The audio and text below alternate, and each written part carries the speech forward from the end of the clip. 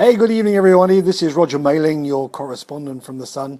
Excuse me. I feel a little bit of a fraud tonight because, once again, I've had a very busy day, and the only time I've been able to sit down and do a video for you is when the sun is going down. I have a beautiful view out over the sea in the Mediterranean. I just turned my camera around because I can't. There we are.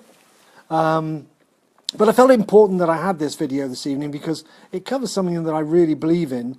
Was one of my favourite speakers and one of my favourite thought thinkers is a guy called Les Brown. And one of the things he harps on about is that everybody has greatness within them. All you've got to do is work hard to find that kernel of a seed that you've got in you, and you've got to water it, fertilize it to make it grow. Even in the Bible says in Mark chapter 9, verse 23, if you can, Jesus said, everything is possible for he who believes. Now that word belief is very important, because if you believe you can, if you believe you can't, guess what? You're 100% right.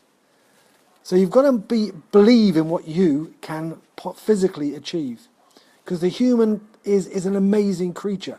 The trouble is, we come from a time when the 40-40-40 deal was really what was on the table. You work 40 hours a week, if you're lucky, for 40 years, if you're lucky, to be paid 40% of what you couldn't live on when you had a full-time job, if you were lucky. But it doesn't have to be that way. You see, what happens is most people fall into a situation because of their background. Hey, look, I know a guy in the United Kingdom who has built a multi-billion-pound business, and he can barely read or write. So your background doesn't hold you back. How about your expectations? Now that's a big thing. But not the expectations of you, but the expectations of others. They hold you back because they don't want you to be any different than where you are. They want to stay your friend. They want to stay within the family. They don't want you to outperform them because you end up leaving them behind. Because of education. Now look, education is not that big a deal. You know, I know lots of derelicts who have degrees that, they stretch for a mile. It's how you use what you have that makes the difference between what you will and can achieve.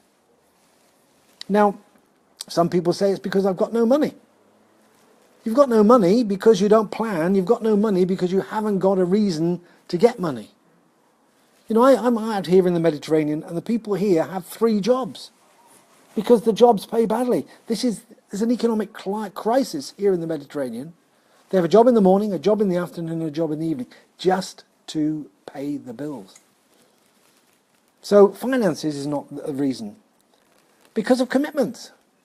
Oh, I've got a family and everything else. Hey, look, if your family is not a good enough reason to get off your arse and do something, what is?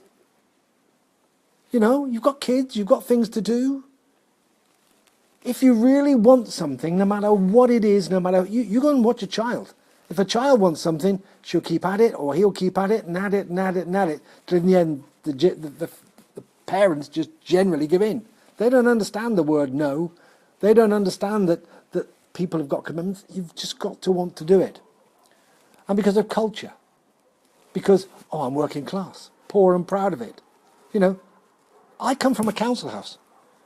I'm proud of coming from a council house, but the fact is I'm proud of the background of my family. My grandfather was a gardener, but it doesn't mean their aspirations are mine. I live in the sun because I've made a life where I can afford to live in the sun. Jim Rohn says, you know, something very simple, and it's part of what I've just said. He used to work his day job to pay his bills and his part-time job to make his fortune. And he worked his job until. And Jim Rohn is one of the great thinkers in the United States in marketing and sales. And Jim ended up financially independent, financially free, truly wealthy. So let me finish with a simple thing.